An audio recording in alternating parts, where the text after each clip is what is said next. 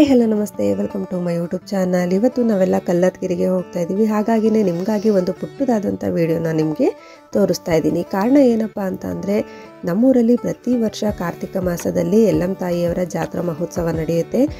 ಹಾಗಾಗಿ ಯಲ್ಲಮ್ಮ ತಾಯಿಯವರ ಮುಖಭಾವವನ್ನು ಸ್ವಚ್ಛ ಮಾಡ್ಕೊಂಡು ಬರೋಕ್ಕೆ ಅಂತ ಅಂದ್ಬಿಟ್ಟು ಎಲ್ಲರೂ ಕಲ್ಲತ್ಗಿರಿಗೆ ಹೋಗ್ತಾ ಇದ್ದೀವಿ. ಕಾರಣ ಜಾತ್ರೆ ಇರೋದ್ರಿಂದ ಜಾತ್ರೆಯ 3-4 ದಿನಗಳ ಮುಂಚೆನೇ ಎಲ್ಲರ ಮನೆಗೂ ತಾಯಿನ ಮಡ್ಲಕ್ಕಿ ಸೇವೆಗೆ ಅಂತ ಕರ್ಕೊಂಡು ಬರ್ತಾರೆ. ಹಾಗಾಗಿ ಮುಖಭಾವವನ್ನು ಸ್ವಚ್ಛ ಮಾಡ್ಕೊಂಡು ಬರೋಕ್ಕೆ ಅಂತ ಅಂದ್ಬಿಟ್ಟು ಎಲ್ಲರೂ ಕಲ್ಲತ್ಗಿರಿಗೆ ಹೋಗ್ತಾ ಇದ್ದೋ.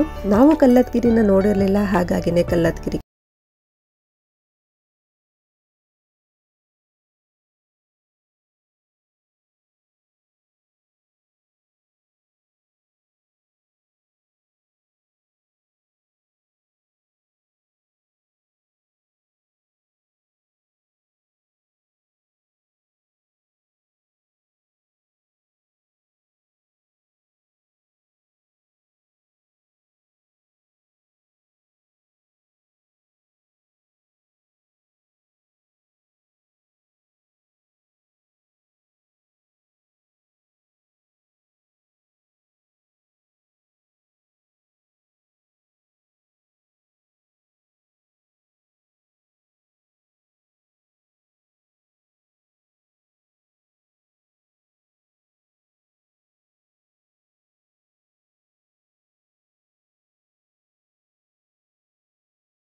ಅಂತೂ ಇಂತೂ ಕಲ್ಲತ್ಗಿರಿನ ತಲುಪೇ ಬಿಟ್ವಿ. ಕಲ್ಲತ್ಗಿರಿಯ ಎಂಟ್ರೆನ್ಸಿಗೆ ಬಂದ ತಕ್ಷಣ ಒಂಥರ ಖುಷಿ ಅನ್ನಿಸ್ತು. ಯಾಕೆ ಅಂತಂದರೆ ಸುತ್ತಮುತ್ತಲಿನ ವೆದರು ತುಂಬ ಚೆನ್ನಾಗಿತ್ತು.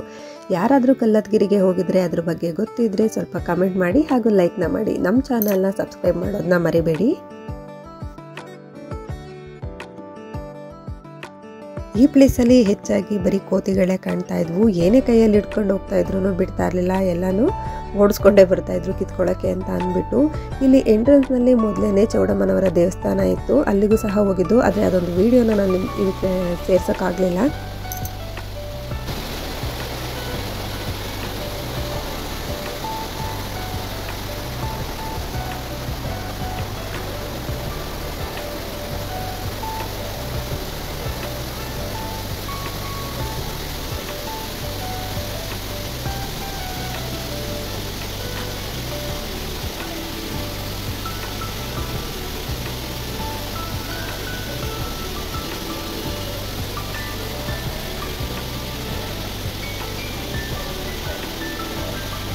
ಮಕ್ಕಳಿಗೂ ಕೂಡ ತುಂಬ ಖುಷಿಯಾಗಿತ್ತು. ನೋಡಿ, ಅದರಲ್ಲಿ ಬೇರೆ ಏನೋ ಮ್ಯಾಜಿಕ್ ಬೇರೆ ಮಾಡ್ತಿದ್ದಾರೆ. ಕಲ್ಲಲ್ಲಿ ಒಂದು ಕಲ್ಲಿಂದ ಇನ್ನೊಂದು ಕಲ್ಲಿಗೆ ಉಜ್ಜಿದ್ರೆ ಏನೋ ಕಲರ್ ಬರುತ್ತೆ ಅಂತ ಅಂದ್ಬಿಟ್ಟು ಅವ್ರಿಗೂ ಖುಷಿಯಾಗಿತ್ತು. ಅವರು ಕೂಡ ಸ್ನಾನ ಮಾಡೋಕ್ಕೆ ಅಂತ ಅಂದ್ಬಿಟ್ಟು ರೆಡಿಯಾಗಿದ್ದರು. ಇನ್ನು ಈ ಕಡೆ ಬಂತಂದರೆ ಎಲ್ಲರೂ ಯಲ್ಲಮ್ಮ ತಾಯಿಯವರ ಮುಖಭಾವವನ್ನು ದೊಡ್ಡವರೆಲ್ಲ ಸೇರಿ ಸ್ವಚ್ಛ ಮಾಡ್ತಾಯಿದ್ರು. ಇಲ್ಲಿ ನಾವಷ್ಟೇ ಅಲ್ಲದೆ ಬೇರೆ ಬೇರೆ ಊರುಗಳಿಂದನೂ ಬೇರೆ ಬೇರೆ ದೇವರುಗಳನ್ನು ಸಹ ತಗೊಂಡು ಬಂದು ಇಲ್ಲಿ ಸ್ವಚ್ಛನ ಮಾಡ್ಕೊಳ್ತಾ ಇದ್ರು. ನಾವು ನೋಡಿದ್ವಿ, ನಾವು ಮಾತ್ರ ಬಂದಿರೋದು ಅಂತ ಅಂದ್ಬಿಟ್ಟು ನನಗೆ ಗೊತ್ತಿರಲಿಲ್ಲ. ಬೇರೆ ಬೇರೆ ಊರಿಂದ ದೇವರುಗಳನ್ನ ಸಹ ತಗೊಂಡು ಬಂದು ಇಲ್ಲಿ ಸ್ವಚ್ಛನ ಮಾಡ್ತಾ ಇದ್ರು.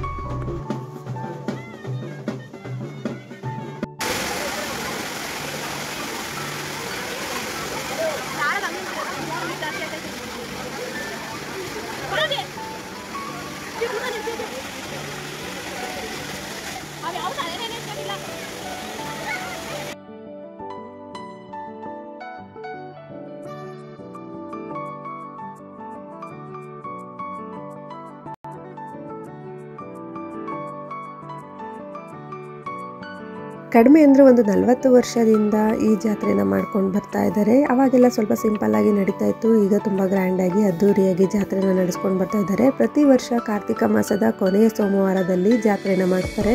ನಮಗಂತೂ ಯಲ್ಲಮ್ಮ ತಾಯಿಯವರ ಜಾತ್ರೆ ಒಂದು 4 ದಿನ ನಮಗೆ ತುಂಬ ಹಬ್ಬನೇ ಅಂತ ಅನಿಸುತ್ತೆ. ತುಂಬಾ ಖುಷಿಯಾಗುತ್ತೆ.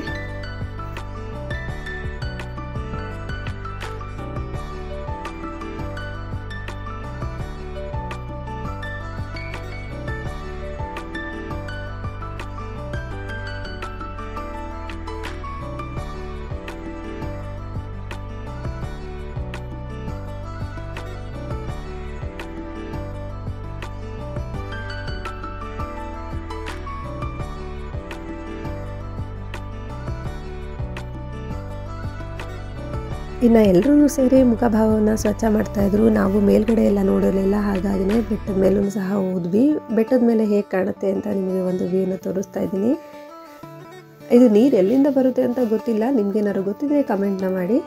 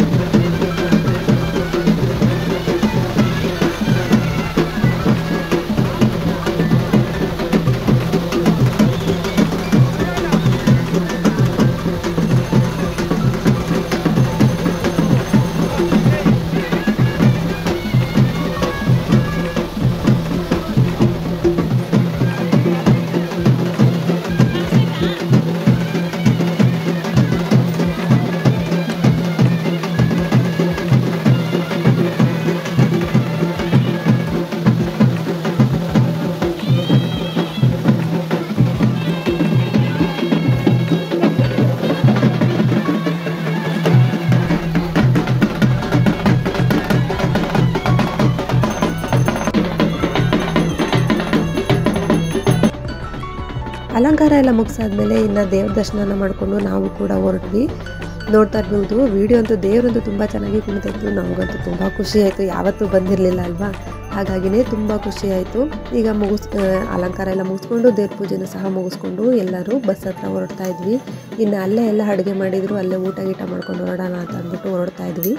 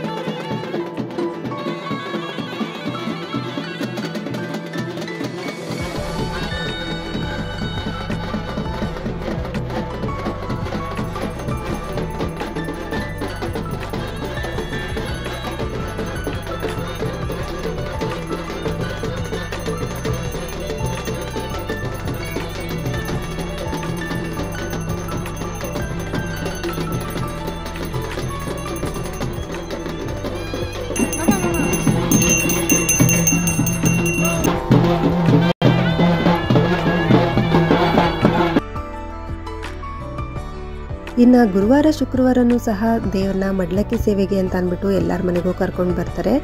ಆದರೆ ಆ ವಿಡಿಯೋನು ಸಹ ಅಪ್ಲೋಡ್ ಮಾಡ್ತೀನಿ. ಅಷ್ಟೇ ಅಲ್ಲದೆ ಸೋಮವಾರ ಮಂಗಳವಾರನೂ ಜಾತ್ರೆ ಇರೋದ್ರಿಂದ ಜಾತ್ರೆ ಅಂತೂ ತುಂಬ ಗ್ರ್ಯಾಂಡಾಗಿ ಅದ್ದೂರಿಯಾಗಿ ನಡೆಯುತ್ತೆ. ಅಂದರೆ 5 ಕಳಸನ ತಂದು ಜಾತ್ರೆನ ತುಂಬ ಗ್ರ್ಯಾಂಡಾಗಿ ಮಾಡ್ತಾರೆ.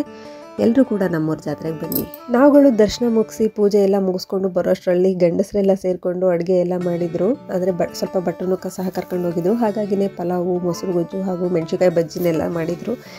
ಕೊನೆಯದಾಗಿ ನಾವು ಊಟ ಎಲ್ಲ ಮಾಡಿಕೊಂಡು ಇನ್ನು ಬಸ್ ಹತ್ತಿದ್ವಿ. ನಿಮಗೆ ಈ ವಿಡಿಯೋ ಇಷ್ಟ ಆಗಿದ್ರೆ ಲೈಕ್ ಮಾಡಿ, ಶೇರ್ ಮಾಡಿ, ಕಮೆಂಟ್ನ ಮಾಡಿ ಹಾಗೂ ನಮ್ಮ ಚಾನಲ್ನ ಸಬ್ಸ್ಕ್ರೈಬ್ ಮಾಡೋದನ್ನ ಮರಿಬೇಡಿ. ಮತ್ತೆ ಸಿಗೋಣ ಮುಂದಿನ ವಿಡಿಯೋದಲ್ಲಿ. Thank you for watching.